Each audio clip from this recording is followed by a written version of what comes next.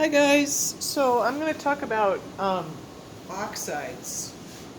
So oxides are actually literally metallic minerals that are mined from the earth and that we actually use to color our glazes.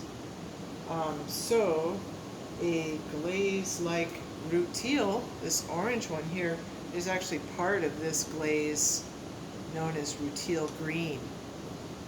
Rutile green, there it is. Anyway, let me pull these up a little closer to the camera. There's stains. If you want to put them down and put a clear glaze over them, you can make them look more like glazes. But really, oxides are prized in ceramics for their unevenness in a lot of ways. Like, they're a great way to like pull out your texture.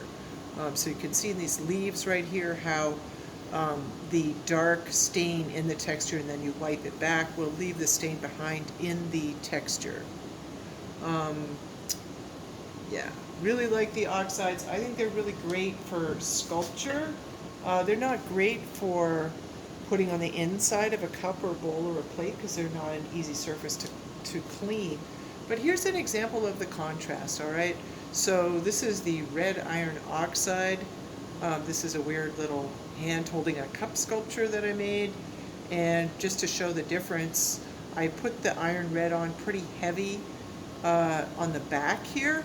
You can see where it's almost metallic looking, where I basically just put it on and didn't wipe it back. And then on the palm, I wiped it back.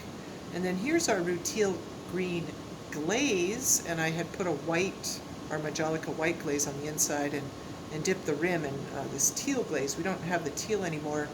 But I had set the cup down inside the hand sculpture, and it glaze glued to the hand sculpture. So now, theoretically, this is a cup you could drink out of with a very large handle.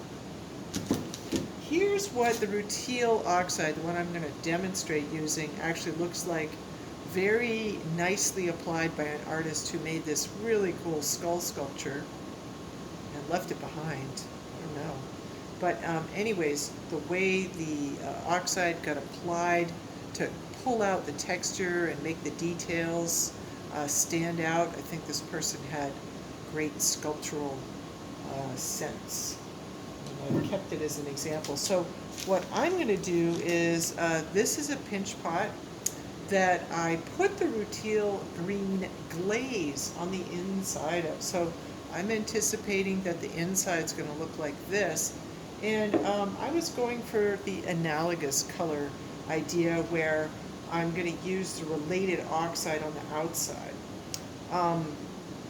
One thing I say about the oxides is I call them instant ancient, because to me, what I really like about them is they really make clay look like what it really is, which is a rock. So anyways, here's my brush, and I am not going to try to put this on evenly necessarily. I'm kind of just scrub it on there. You can brush it on. You know, if you wanted to, you can use it like, you know, watercolor paints. Kind of has a lot of the same qualities of watercolor in a way, in that you can water it down and it'll be lighter, and you can have it be thicker and it'll be darker. So if you have any, you know, familiarity with ink and wash or watercolor, then these go on like that.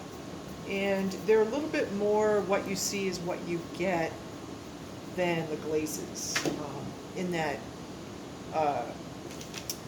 you can brush them on and wipe them back pretty much until you're happy with the result. Now, Haley, who abandoned this piece, wrote her name on the bottom, and you'll see when I go at it with a sponge that the oxide has pretty much stayed in the letters of her name, and if I ever get in touch with Haley again, I'll have to give her back her piece. Anyways, yeah, instant ancient on the oxides, and then I'm just gonna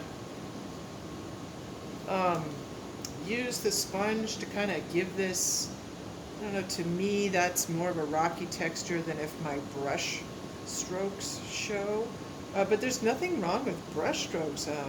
That's kind of cool too, because then, whoever looks at your piece in the future will be able to sense that movement of the brush on the clay and really like, oops, there's a little red got on there. I don't really know exactly how the red iron oxide got in there, or the glaze or whatever it is. Maybe it was on the sponge. Sort of have to accept the fact that you're not going to have complete control. There's always something in ceramics, some little surprise. So I'm going to accept that little surprise there of red, whatever it is in my piece. It may not actually show when the piece is done.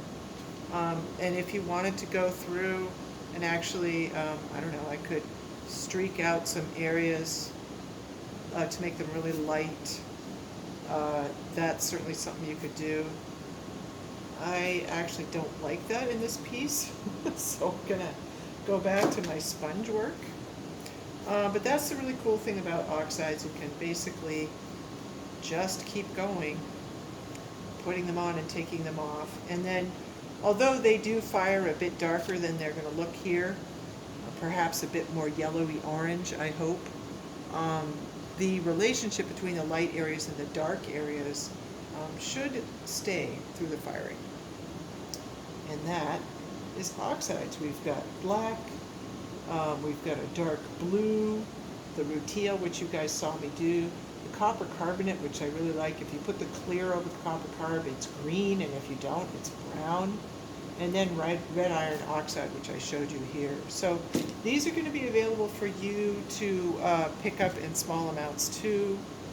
So if you want to do some pieces that are more like a sculpture and have them be more of a stain than shiny, that the oxides would be a great choice for you.